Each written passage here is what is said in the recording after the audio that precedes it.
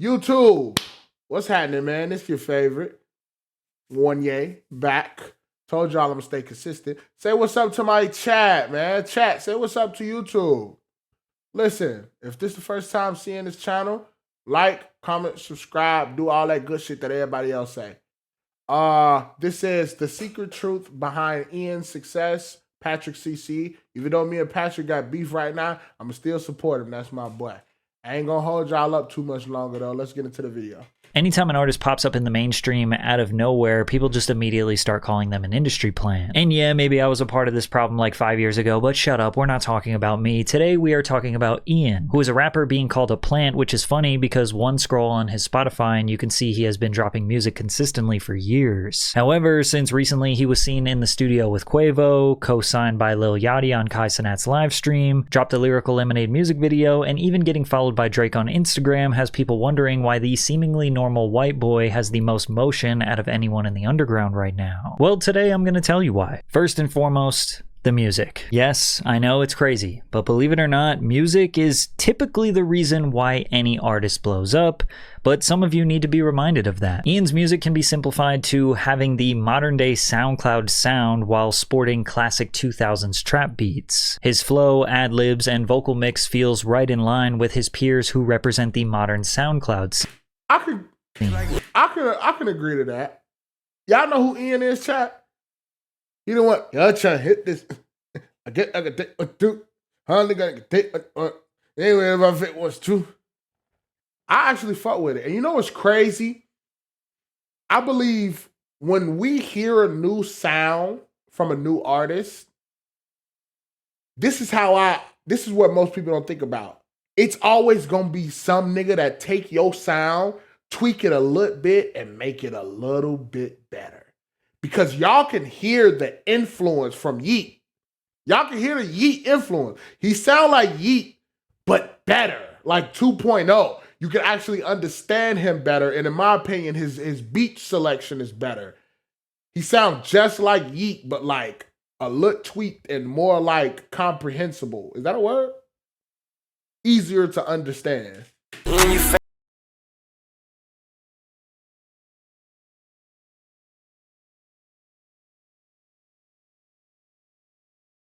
Feel me? Y'all understand what I'm saying about what I just said? Nostalgic to rap fans who are now in their 20s and 30s who were listening to Gucci Mane, Waka Flocka, and Chief Keef over a decade ago. However, Ian didn't always have this sound. In fact, he actually just started using these beats. Because if you listen to his music from 2 years ago, it's safe to assume people would have just called him a Yeat clone. Exactly. See? It's hard to understand that nigga sometimes. If you ain't really locked in on the lyrics, it's hard to understand.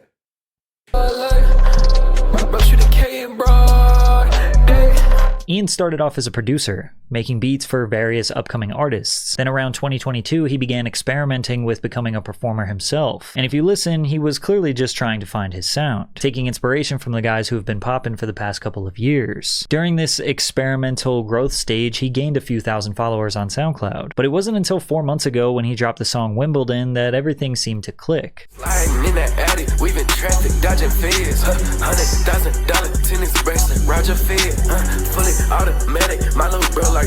Sure, the ad-libs are reminiscent of Yeat, but the beat style, bouncy flow, and vocal cadence allows him to be 3% different. And you can't even say anything about it, bro. If I was Yeat, I would be pissed, bro. I'm telling you, a nigga could literally just bite your whole flow, tweak it a little bit, and just run with it as they own. He just played a little clip from when Ian first started to adapt the Yeat sound. He sounded just like him. It was hard to understand him, but then he started to shift it a little bit and put his own little mix to it. And now, in my opinion, and millions of other people's opinion, he's better than Yeat. He sound better. Oh, it's sad, bro. I'll be pissed off. I don't The care. late and great Virgil Abloh was famous for his 3% rule. He believed that a creative only has to add a 3% tweak to a pre-existing concept in order to generate a cultural contribution deemed innovative. This is extremely common in the business world as well. Take Shark Tank, for example. You know the show where entrepreneurs are supposed to come on and pitch the most innovative business ideas to the world? Guess what the most successful product in Shark Tank history is? Scrub Daddy.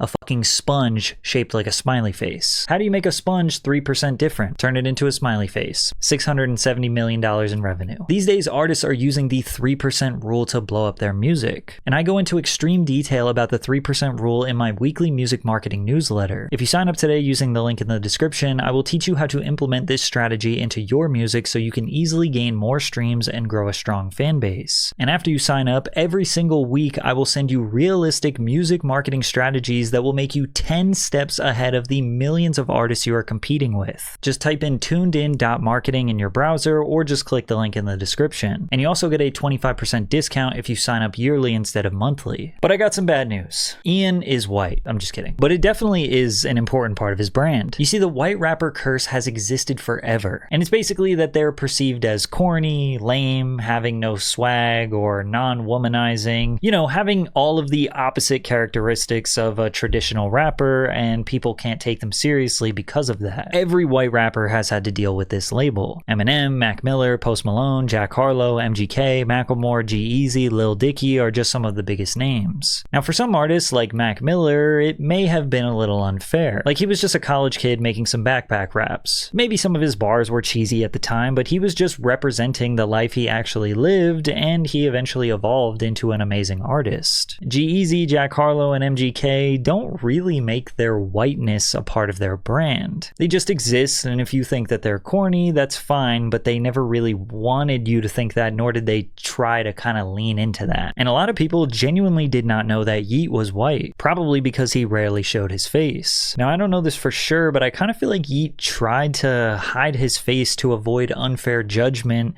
and be labeled a corny white rapper before he could get the chance for people to like his music. I thought Yeat was like Mexican.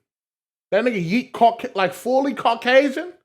But artists like Lil Dicky and Macklemore kind of deserve the corny label that's been applied to them. They made their brand about the irony that they're a white guy in a predominantly black industry. Macklemore's "damn, that's a cold ass honky" line in Thrift Shop comes to mind, which kind of feeds the assumption that a white guy can't dress or have swag and is low-key desiring the approval of non-white people. Lil Dicky's whole brand was about how he was a white Jewish guy who is going to take over the rap game, but he's insecure, not confident with women, frugal, nerdy, no swag, along with tying in comedy into his raps so you can never really tell how serious he truly is. And with all that being said, Ian is low-key doing the corny white rapper trope harder than any other white rapper I've seen do in a while, but it's working for him. I mean, firstly, his name. Ian, the most vanilla and unassuming white guy name of all time. No. Second, his social media content. All of his videos on Instagram and TikTok convey this awkward, nonchalant white dude. He's usually wearing a basic fit, like a white t-shirt and sweatpants, leaning in. You know what's funny though about shit like this? Because I be seeing his videos. He's not trying to be corny, bro. That's just who he is. I think he's just trying to be himself. When I see his shit, I don't feel like he be trying to be corny. I legit just think he's just like doing some shit he would do if he didn't have this big music career. Into the trope of a regular white guy who isn't trying or just can't dress. But then you have commenters ironically saying that he has so much aura. Like this video of him drinking espresso with his legs crossed and wearing Uggs perfectly describes his marketing strategy. He strategically conveys the life of the most regular white guy ever while dropping insanely fire trap music. His From the Block performance, which at this point is a rite of passage for any rapper coming up. This was a fire shot, bro. See, I was supposed to be I was supposed to be on From the Block, bro. They hit me up. They told me to fly out all the way to Atlanta. This was back in February. And I was like, all right, just let me know like where to show up. The day before I was supposed to fly out there, I text them like, yo, tell me I'm not finna fly all the way out there and then be asking for an address and shit. Tell me where I go. They ran my shit, ignored it. Never got back to me. It never happened. Crazy. But yeah, that's when they usually hang the mic down and then they perform. This nigga had a whole dinner table with his family and shit. It was a fire shot, bro.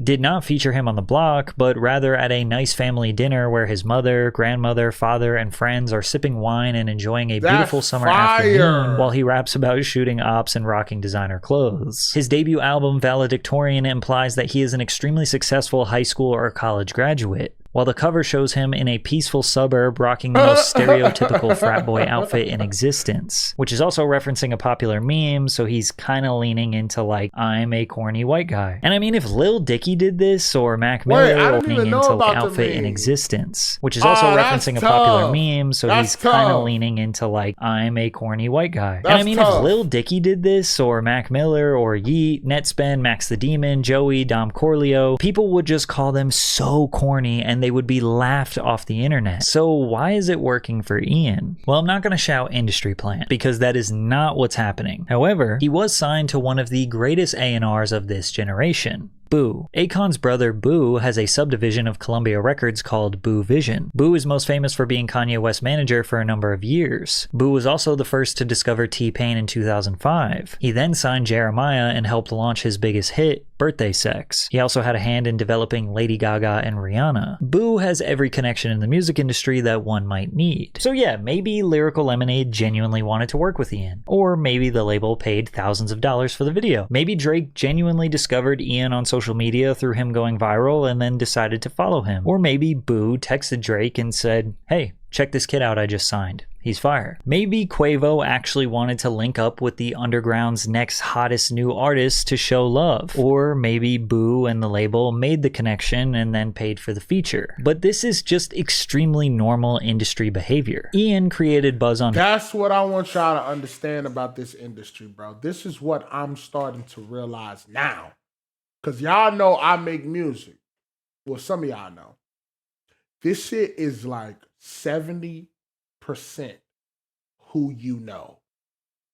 The talent, the music, the strategy, that's 30%. 70% of this industry is about who you know and the connections you have. I'm telling you, this is why I learned years ago the art of not burning a bridge. Even if I fall off with somebody or like we stop talking for it, I never burn a bridge because you would be surprised at how you run into them same people and you need something. You need a good connection with them, or at least like a decent connection with them. So like I keep meeting these people and we talking about music and shit, and they like, oh yeah, I know this woman, the head up for Spotify. I know this person who work at Apple, and I could get it. And I'll be like, I just be shaking my head like, this is fucking crazy. Y'all saying y'all can make this shit happen for me because y'all got the connections. You know somebody who high up at Spotify and they can get me all these millions of streams and shit like that just because you know.